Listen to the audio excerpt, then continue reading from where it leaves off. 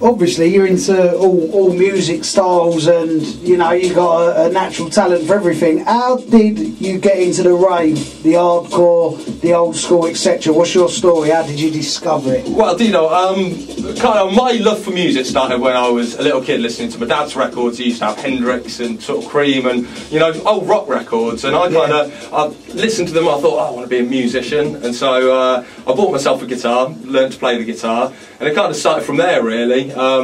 Alex Stylus, he's actually my brother, and he sort of had just started dabbling with DJing, bought himself a set 1210s, was kind of learning to mix and stuff. He met Gordon Wizkid. Are you all from the same area? Yeah, absolutely, the same area. He kind of got to know him, and they ran a sort of music shop together called TNT, which was sort of sold records, you know, old school rave records. And sort of from that we started dabbling in sort of DJing. I was an MC at the time, so I did a bit of MCing as well. And we kind of moved through a few different genres of music before kind of settling on hardcore, really. And who was your sort of influences through that period? What DJs and MCs really sort of inspired you? Well, Alex is going to love me for saying this, but Mark Ryder, we had this tape that we both used to absolutely cane, and it was Mark Ryder live at Wembley back in the day when, you know, so that would be about 95, 96. Yeah, something like that. And we used to absolutely rinse that tape every single day. And that was sort of our first inspiration, I'd say. And what kind of music was he playing on that set? It's kind of a mixture between, it was the kind of crossover time when it was sort of splitting into drum and bass and hardcore. So it's that kind of mixture between the 4/4 stuff and the breakbeat stuff. And when did you start making your first hardcore? First hardcore, I'd say it was about the time we were writing the hip-hop as well, actually, because we dabbled with all different types of music. We were just trying to find sort of the place for us to fit into, really. So that was probably around about 98, 99 we started. And when was your actual first release, your first ever official release? Official release? Well, our first release was actually some of our hip-hop stuff, and that was probably about 2000.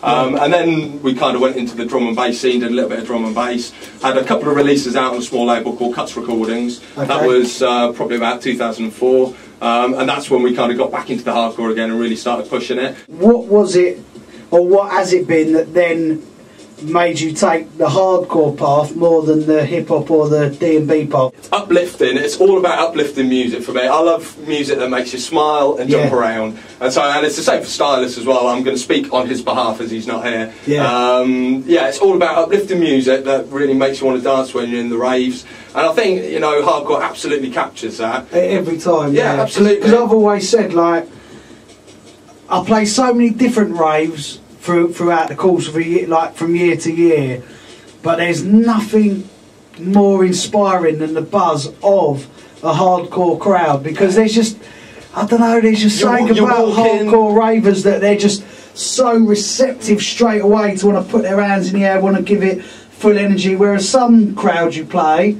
it's a different buzz of DJing. You've got to warm them up, you've got to take them on a journey of music. But I've always said that about hardcore. Hardcore ravers are the best ravers to play to, without a doubt. Absolutely. I love the fact that when you walk into a rave, you can walk straight through the crowd and everybody's got a smile on their face. You don't have people sort of there with a moody face on. They're all happy, and they're all happy to see you, and they're all happy to have a chat, and that's what it's all about. It's all about, kind of, without sounding cliche, it's all about unity in music. Now, Broken Records. How long's Broken been going for? It's been running since 2007, I think, if my memory serves me correctly. 2007 we put out our first couple of releases, just kind of testing the water, seeing whether we could do our own label. And it's kind of gone from straight to straight. And have you had other artists on the label? Yeah, we've got a couple of other artists signed. We got predominantly it was starting off with just sort of Stylus, Audiojunkie and Wizkid material. So we're using it as a bit of a platform to get us out there. But no, we've taken on a guy called Fretman recently, and we've just signed up an MC called MCB who sort of works with Entrance. He's from Liverpool, Blackpool way, yeah? Liverpool, yeah. And funnily enough, actually, we've got a brand new tune that hasn't been played yet with MCB that's going to be played exclusively on today's show. Now, so the label, out of your label, a track called Dub Zone. Oh, right, okay, was born. Now, how long ago was that? A couple of years ago, year and a half? Yeah, it must be 2007, right? Now, the big name on everyone's lips at the moment is Dub Core. Oh, okay.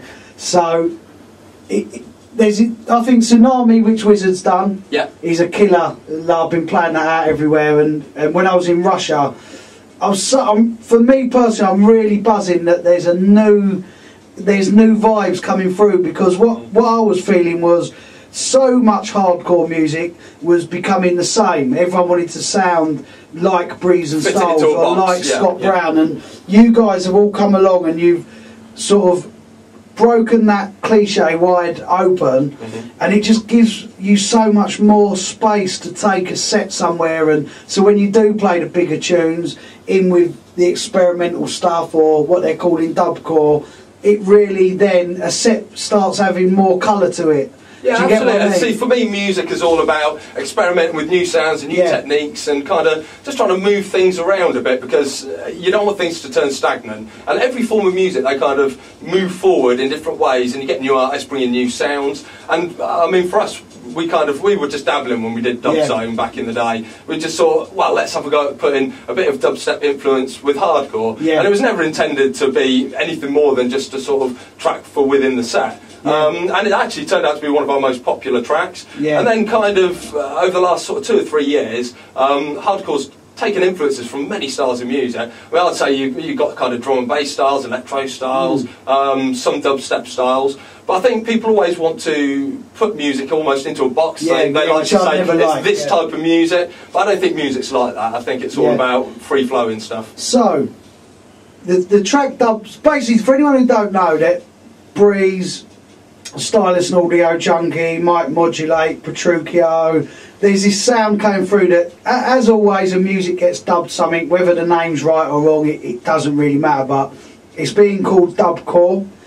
You guys made a track called Dub Zone which kicked that off, and it's basically hardcore meets dubstep meets drum step, and it's very sort of bassline driven hardcore.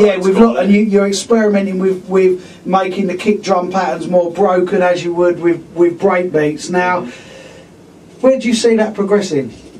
I think it'll always progress. Hardcore will always kind of move forward and take influences from different styles. So I think it'll probably kind of move in all sorts of directions. I like the fact that at the moment it's bassline driven, but there's still always going to be room for the uplifting euphoric melodies as well. So I think hardcore sets are going to move into almost a mixture of the two, really. Sort of the hard, you know, real hard tough stuff, and then the uplifting, smile on your face, jumping in the air kind of trancey stuff. Yeah, because I'll tell you what, from doing this show, one thing that's really got me excited about for the hardcore music is with what you guys are doing, along with Breeze and that, and then you've got the breakbeat stuff that the hardcore underground guys are doing. Then you've got the back. There's just so much variation in hardcore again, which is really exciting. Makes it interesting, and you've got to think from a raver's point of view. When you go out to a gig, you don't want to hear every DJ play the same tune in their set. So it's nice that there are so many different DJs bringing so many different styles. So over the course of a night, you're getting so much variety. Surely that's what people want.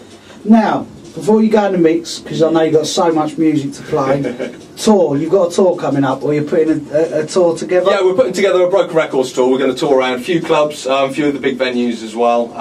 Just taking some of our sort of material out on the road, really, and a couple of our new artists, get MCB out there, introduce him to the hardcore crowd, because there's a new face on the scene. It's all about getting because he's been massive up north for years, MCB, hasn't he? He's been like huge. Forthcoming releases? We've got a few coming up. We've got Pitch Black coming out with, obviously, WizKid. It's been a big tune in our set. Most of the tunes that you're going to hear in our set are coming out in the next sort of 3 or 4 months. Wicked. So I think probably the best thing is people should hit us up on our Facebooks and Twitters and just sort of ask us if they like a track, and we'll be able to give them all the release dates. And what are your Facebook, Twitters and YouTubes and all that for people to hook up with? Mine is at Audiojunkie_DJ. Stylus is at Stylus_DJ. You can catch us on our Facebook page, which is facebook.com/Stylus and Audiojunkie. Wicked. So, let's get into the music.